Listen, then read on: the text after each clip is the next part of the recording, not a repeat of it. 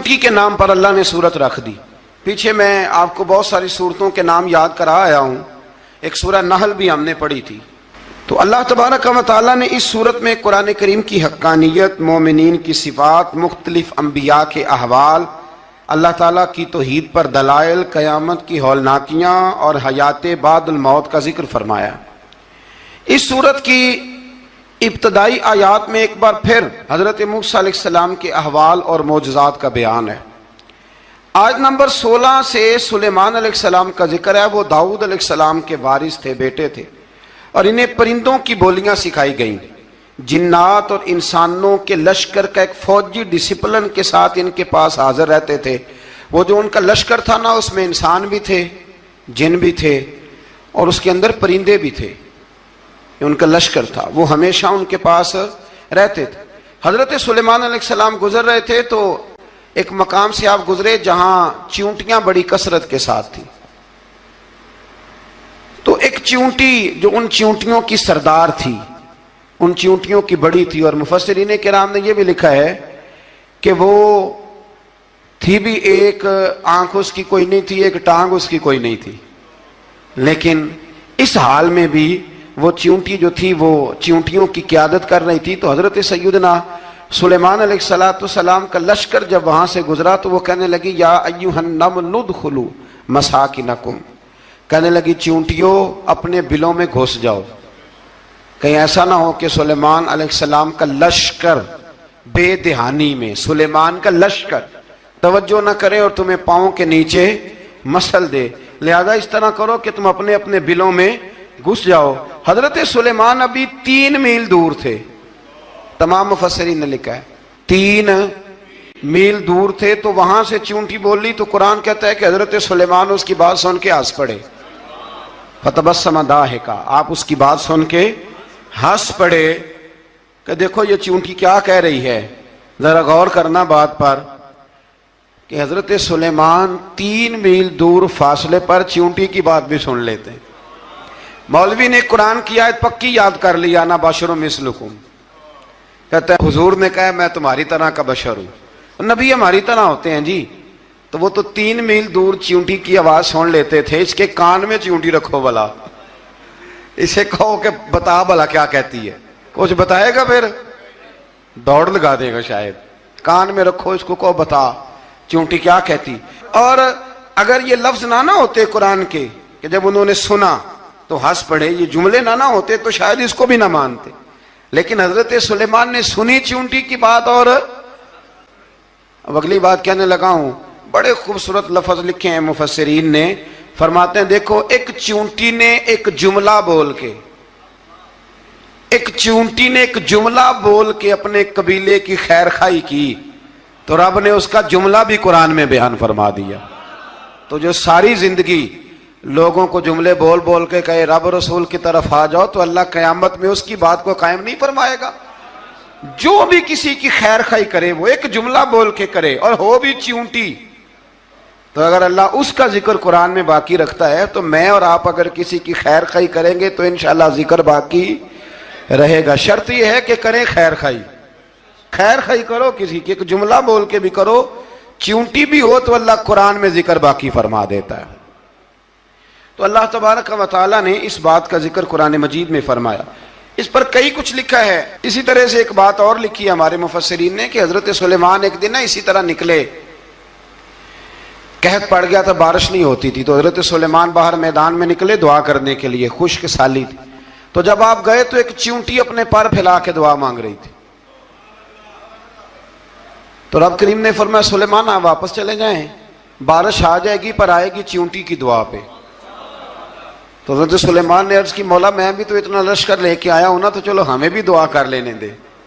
تو چیونٹی کی دعا پہ برسا دینا پر دعا کر لینے دے. فرمایا نہیں آپ واپس جائیں، دعا نہ مانگے. یا اللہ کیوں؟ فرمایا چیونٹی کا دل ٹوٹ جائے گا، وہ تو کہے گی کہ یہ سلیمان کے لشکر دعا پہ پھر بارش آئی ہے. تو آپ نہ کریں تاکہ اس کے دل میں یہ بات رہے کہ نہیں میرے رب نے میری دعا پہ بارش فرمائی ہے. آپ جائیں، آج بارش آئے گی پر آئے گی چیونٹی کی دعا پہ. تو جو چیونٹی بارش کی دعا کرے قوم کے لیے، اللہ اگر اس کا ذکر قائم رکھتا ہے تو جو اپنی قوم کے لیے ہدایت کی دعا کرے اور کبھی کبھی گردن جھکا کے دیکھا کرو کہ دل میں رسول اللہ کی امت کا درد کتنا ہے. اگر کہیں حضور کی امت کا درد ہے تو پھر انشاءاللہ ذکر قیامت تک باقی رہے گا. پھر انشاءاللہ قیامت تک آنے والی نسلیں بھی آپ کا ذکر کریں گی اگر حضور کی امت کا درد سینے میں موجود ہے. اسی طرح سے پھر حضرت سلیمان کے لشکر میں نا ایک ہدہد نامی پرندہ بھی تھا، لشکر کا کارکن تھا پرندہ. ہدہد غائب تھا تو حضرت سلیمان کہنے لگا کدھر گیا وہ ہدہد؟ نظر نہ آج آیا سخت سزا دوں گا. یہاں تو کوئی اچھی خبر لائے گا، چونکہ وہ ہدہد پرندہ جاتا تھا تو خبریں لا کے دیتا تھا، ورنہ سزا دوں گا. اتنی دیر میں ہدہد بھی آ گیا. یہ پرندے جو کارکن ہوتے ہیں بڑے سیانے ہوتے ہیں، کبھی بندہ ناراض ہو تو صحیح خبریں لے آتے ہیں. تو صحیح خبر لے کے آ گیا. آتے ہی آ کے بیٹھا تو اس نے حضرت سلیمان علیہ السلام نے کہا کہاں تھے؟ عرض کرنے لگا حضور میں ملک سبا گیا تھا، وہاں ایک عورت حکمرانی کرتی ہے، اس کا نام بلقیس ہے، بہت بڑے تخت پہ بیٹھتی ہے، 80 گز اس کا تخت لمبا ہے، 40 گز چوڑا ہے، اور شاید 80 مان کے 80 ٹن اس کا وزن ہے. تو حضور وہ سورج کو پوچھتے ہیں. تو حضرت سلیمان نے فوراً خط لکھا، فرمایا جا کے اسے میرا خط دے دو کہ یہاں تو کلمہ پڑھ کے ہماری فرما بردار بن جائے، ورنہ تیار ہو جائے. جو اللہ کے غیر کو پوچھتے ہیں ہم ان کے خلاف جنگ کریں گے. وہ جب لے کے گئے نا خط، یہ حدود گیا تو وہ میٹنگ کر رہی تھی، اس کے وزیر مشیر سارے بیٹھے تھے. اس نے جا کے خط پھینک دیا ملکہ بلقیس کی جھولی میں. اس نے خط پڑھا تو ڈر گئی، وزیروں کو بلایا. حضرت سلیمان، قرآن کہتا ہے حضرت سلیمان نے کہا تھا خط پھینک کے نا تو سائیڈ پہ ہو کے سننا وہ کیا کہتا. بندوں کے لیے منع ہے، پرندوں کے لیے جائز ہے. بندوں کے لیے منع ہے سائیڈ پہ ہو کے سننا. ہاں جس کی جاسوسی کی ڈیوٹی ہو، کفر کی جاسوسی کی، اس بندے کے لیے بھی جائز ہے. تو یہاں ایک تو وہ پرندے تھے، دوسرا کفر کی جاسوسی کر رہے تھے. سائیڈ پہ ہو کے سننے لگے تو ملکہ بلقیس کہنے لگی اب کیا کرنا ہے، یہ خط آیا ہے. تو وہ کہنے لگے ہم تیار ہیں، آپ حکم کریں، ہم لڑنے کو تیار ہیں، لڑیں گے. وہ کہنے لگی نہیں تیزی نہ دکھاؤ. قرآن مجید کہتا ہے کہ وہ کہنے لگی جب لڑائیاں ہوتی ہیں تو شہر تباہ ہوتے ہیں، ملک کھنڈر بن جاتے ہیں، لڑائی مسئلے کا حل نہیں ہے. انہوں نے کہا کہ میں نبی ہوں. تو ایک دفعہ آزما لیتے ہیں کہ نبی ہیں کہ نہیں، معاذ اللہ آزما لیتے ہیں. کہا کیسے؟ کہنے لگی تحفے تحائف بھیجتے ہیں، اگر مال پر دل للچا گیا تو پھر نبی نہیں بادشاہ ہے، اور اگر مال پر دل للچایا نہ تو پھر اللہ کے کامل بندے ہیں. یہ فرق اس نے اس وقت بیان کیا. اس نے 500 کنیزیں، 500 غلام، بڑے شاندار لباس پہنا کے 500 گھوڑا بڑا تگڑا، اس کے اوپر مال و اسباب رکھ کے تیاری کرا کے حضرت سلیمان کی طرف بھیجا. ہدہد پہلے سے خبر لے کے آ گیا. حضور اس نے یہ پروگرام بنایا ہے. وہ جب آیا سارا کچھ تو حضرت سلیمان دیکھ کے جلال میں آ گئے. فرمانے لگے اسے جا کے کہہ دو تو مجھے کیا تحفے بھیجے گی، میرے رب نے مجھے مالا مال فرمایا ہوا ہے، انہیں مالا مال کیا میرے مالک نے. جا اسے جا کے کہہ تو کیا تحفے دے گی. جب رب دیتا ہے تو پھر کوئی کمی نہ وہ نہیں چھوڑتا. بندے کیا دے سکتے ہیں؟ بندے تو بیچارے 10 دے کے تو 10 دن ان کی آنکھیں نہیں کھلتی. فرمایا مجھے اللہ نے جو دیا ہے کیا بات ہے اس کے دینے کی. تو فرمایا اسے کہو یا فرما بردار ہو کے آ جائے یا جنگ کے لیے تیار ہو جائے، ہم اسے اس کے شہر سے ذلیل کر کے نکال دیں گے. اس نے جا کے جب پیغام دیا تو اور ان لوگوں نے بھی آ کے بتایا کہ وہاں تو ہم عجیب منظر دیکھ کے آئے ہیں کہ جانور بھی ہاتھ باندھے کھڑے ہیں، وہاں تو جنات، سرکش جنات کھڑے ہیں. وہ بادشاہ نہیں، وہ نبی ہیں. وہ جو 500 غلام اور 500 کنیزیں گئی تھی حوال سنایا آ کے. تو ملکہ بلقیس نے پھر خط لکھا کہ میں فرما بردار ہو کے آ رہی ہوں. معنی کیا ہے؟ میں کلمہ پڑھنے کے لیے آ رہی ہوں. تو حضرت سلیمان نے کہا بھئی اب اس طرح کرو، ذرا فرش بچھاؤ. انہوں نے فرش بچھایا اس طرح کا کہ اوپر فرش تھا، نیچے مچھلیاں تیر رہی تھی، لگ رہا تھا دریا ہے. ڈیوٹی لگا دی، جنات نے بچھا دیا. ادھر حضرت سیدنا سلیمان فرمانے لگے اب چونکہ مان کے آ رہی ہے تو اسے اپنی نبوت کی علامتیں بھی دکھانی ہیں. اس نے تخت بڑا شاندار بنوایا تھا، اور خواتین میں جو عادتیں خواتین والی ہوتی ہیں وہ جاتی نہیں. وہ 7 کمروں میں نا پیچھے اپنا تخت رکھ کے تو 7 دروازے بند کر کے آئی. اس زمانے میں ایک رواج تھا، وہ زلیخا نے بھی 7 دروازے مکفل کے ایک رواج تھا. ایک کمرہ، پھر کمرے کے پیچھے کمرہ، پھر اس کے پیچھے کمرہ، پھر اس کے پیچھے کمرہ، اور اس کو بڑے موٹے تالے لگائے جاتے تھے، اور فلسفہ یہ تھا کہ ایک تالا توڑے گا کوئی تو جب تک سپاہی آ جائیں گے، اور اگر اس کے توڑنے تک نہ آئے تو دوسرے کے توڑنے تک آ جائیں گے، اور اس کے توڑنے تک نہ آئے تو ساتویں تک تو آئے جائیں گے۔ یہ ان لوگوں کا نفسیاتی معاملہ تھا، سوچ تھی۔ 7 کمروں میں مکفل کر کے نہ وہ نکلی تو حضرت سلیمان علیہ السلام کہنے لگے بھئی مجھے اس کا تخت چاہیے اس کے آنے سے پہلے، اس کے آنے سے۔ اس واقعے کی کیا ضرورت تھی قرآن پاک میں؟ یہ کیا حاجت تھی یہ تخت والی ساری بات قرآن نے کیوں بیان کی؟ پوچھیں آپ اپنے دل سے بھی اور انکار کرنے والے منکرین سے بھی، اس کی کیا ضرورت تھی؟ وہ جو کہتے ہیں جی ولی کی کرامت کی کیا ضرورت ہے، سیدھی سیدھی نماز پڑھو، روزہ رکھو، حج کرو، زکوٰۃ دو، تو پوچھو ان سے ایک سورت نمل کے اندر اس ساری تفصیل کی کیا ضرورت تھی؟ ختم ہو گئی جب وہ کلمہ جو پڑھ رہی ہے، تو پھر اس سارے واقعے کو رب کیوں بیان فرماتا ہے؟ حضرت سیدنا سلیمان فرمانے لگے تخت چاہیے، اور چاہیے اس کے آنے سے پہلے۔ قال عفریت من الجن، جنوں میں سے ایک بہت بڑا جن بولا، کہنے لگا حضور آپ کا یہ تخت برخاست ہونے سے پہلے لے آؤں گا۔ یہ جو آپ میٹنگ کر رہے ہیں نا، یا آپ فیصلے ختم، کچھ نے لکھا صبح سے شام تک میٹنگ ہوتی ہے اور اس کو آنے میں پتہ نہیں کتنے دن لگیں گے، تو میں یہ برخاست ہونے سے پہلے، اور کچھ نے کہا دی آپ شرط کیوں لگاتے ہیں کہ صبح سے شام تک ہوتی؟ اس جن نے کہا دی آپ 10 منٹ میں فارغ ہو جائیں، آپ فارغ ہوں گے تو تخت آ جائے گا۔ مفسرین نے لکھا ہے کہ جب قرآن کہتا ہے کہ اس نے کہا کہ آپ کے فارغ ہونے سے پہلے، تو اس کا مطلب ہے کہ جب آپ اٹھیں گے، یہ جگہ خالی کر دیں گے تو تخت یہاں کیویں ہزاروں میل کا فاصلہ ہے آ جائے گا، پر ہوائی جہاز پہ کارگو کرا کے، جی DHL کے ذریعے کیسے آئے گا؟ وہ آئے گا تو بس آئے گا۔ تو حضرت سلیمان کی تو بادشاہت تھی نا زمانے پہ، فرمانے لگے نہیں نہیں تو لیٹ ہے، تو لیٹ ہے، تو ہمیں جانتا ہی نہیں، ایٹ سٹ تے پکھڑا کوار گندل، اسی اور بھی بوٹیاں جاننے ہاں، یہ تو لیٹ ہے، ابھی ہماری طاقت اس سے زیادہ ہے۔ بڑی کمال بات لکھی ہے لکھنے والوں نے۔ ایک مفسر نے لکھا ہے کہ ابھی حضرت سلیمان نے غلاموں سے منگوایا ہے، اپنی بات کوئی نہیں کی، یہ حال ہے ان کے غلاموں کا، تو سردار کا عالم کیا ہوگا؟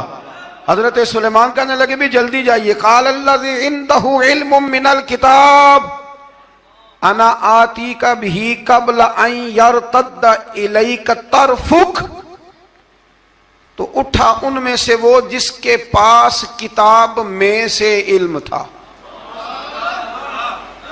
ساری کتاب کا بھی نہیں، علم من الکتاب، کتاب، وہ اٹھے جن کے پاس کتاب میں سے علم تھا، تو وہ اٹھ کے کہنے لگے حضور میں لے آؤں گا، کب؟ آپ کے آنکھ جھپکنے سے، نہیں آنکھ جھپکنے سے، بندہ تھا جن تھا، جن کی تو بات مانی نہیں انہوں نے، کیا کہا؟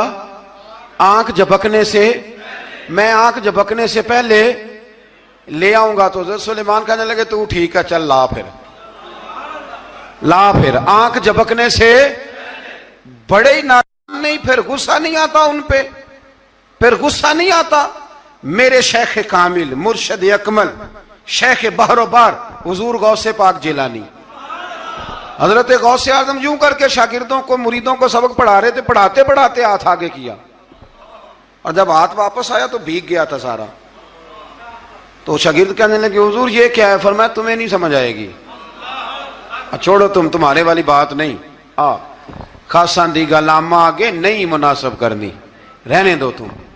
کچھ وقت گزرا تو کچھ لوگ آ گئے، ابھی کلاس ختم نہیں ہوئی تھی، کپڑے بھیگے ہوئے ہو، وہ شاگرد پہلے ہی منتظر تھے، کہا تمہیں کیا ہوا؟ کہنے لگے دریا میں جا رہے تھے، اچانک ہچکولیں آنے لگے، تو ہم نے کوئی کسی بے عمل کا بازو تو نہیں نہ تھاما، ہم غوث اعظم کے ماننے والے ہیں، تو دریا میں کہا یا شیخ عبد القادر جیلانی شیئا للہ، اللہ کے راستے میں مدد کرو۔ تو کہنے لگے بس ایک ہاتھ ہی آیا ہے، اور یوں کشتی کھینچ کے باہر نکالیا تو اب وہ شاگرد سارے چپ کر گئے، کہنے لگے جواب کیوں نہیں دیتے؟ انہوں نے کہا تم نے ہاتھ دیکھا ہے پہنچتا ہوا، اور ہم نے ہاتھ دیکھا ہے یہاں سے جاتا ہوا۔ تم نے پہنچتا ہوا دیکھا ہے تو ہم نے۔ حضرت بہاؤالحق نقشبند بخاری، ان کی ایک مریدنی تھی، اوپر چبارے پہ کسی نے اس کی عزت پہ ہاتھ ڈالا، چبارے پہ اوپر والی منزل پہ، اس مریدنی نے اپنی عزت بچانے کے لیے چھلانگ لگا دی۔ جب وہ نیچے گر رہی تھی تو حضرت بہاؤالحق نقشبند بخاری پہنچ گئے، نیچے کوئی ایسا بندوبست کر دیا، کوئی چارپائی بچھا دی، کوئی ایسا جس پہ وہ آ کے آرام سے گری اور بچ گئی۔ حضرت صاحب کی طرف دیکھ کے کہنے لگی حضور آپ کب آئے؟ فرمانے لگے پتر جب تو چبارے سے چلی تھی تب میں بخارے سے چلا تھا، جب تو چبارے سے چلی تھی نا تب میں بخارے سے چلا تھا، اور تیرے نیچے آنے تک میں بھی پہنچ گیا ہوں۔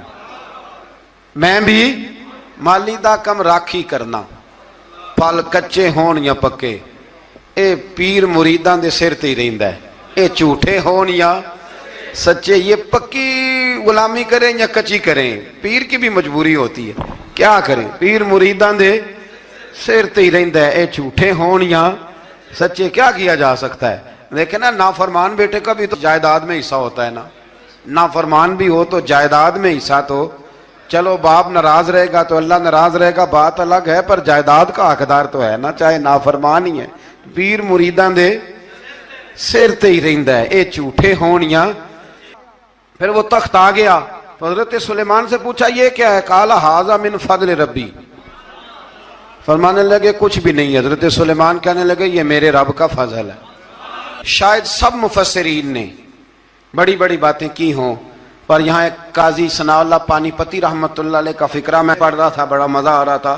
قاضی صاحب فرمانے لگے اس آیت پہ، قاضی صاحب کہتے ہیں جن پر نرا فضل تھا، ھذا من فضل ربی، نرا فضل، فرمایا ان کی تو اتنی طاقت ہے کہ وہ ہزاروں میل دور سے 80 گز لمبا 80 گز چوڑا تخت آنکھ جھپکنے سے پہلے لے آتے ہیں، اور جن کے بارے میں اللہ فرماتے ہیں بشر المؤمنین بِأَنَّ لَهُم مِّنَ اللَّهِ فَضْلًا كَبِيرًا، فرمایا محبوب اپنے غلاموں کو خوشخبری دے دیں، باقیوں پہ نرا فضل تھا، ان پر تو فضل کبیر ہے، ان پر تو بڑا ہی فضل ہے اللہ کا۔ تو فرمایا جن پر فضل کبیر ہو، ایک نہیں، اس پر میں بڑے دلائل دے سکتا ہوں، کرامات اولیاء پر میں بڑے ہی دلائل دے سکتا ہوں، بڑے۔ غوث اعظم رضی اللہ تعالیٰ عنہ کے پاس بادشاہ آیا تو کہنے لگا پیر تب مانوں گا جب سیب کھلائیں گے، سیب کا موسم ہی نہیں تھا۔